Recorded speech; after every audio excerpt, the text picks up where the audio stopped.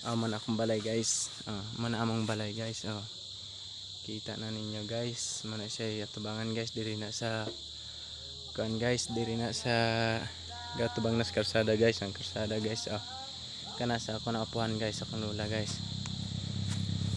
Tapos karon nakipakita ninyo ang sa likod nga bahagi sa akong balay guys. Ana guys, mo nay atop sa among balay, gusto man tanos atop sa balay yan ang bubong ng bahay namin guys. Maliit lang yung bahay namin guys. Ayan. Ayan guys. Sa atubangan guys, muna inyo makita guys. Gadungaw na isa sa karsada guys. Na guys, mga tanom dia guys, balatong, saging, tapos kamuting baging guys. Ayan guys, yan makikita nyo guys.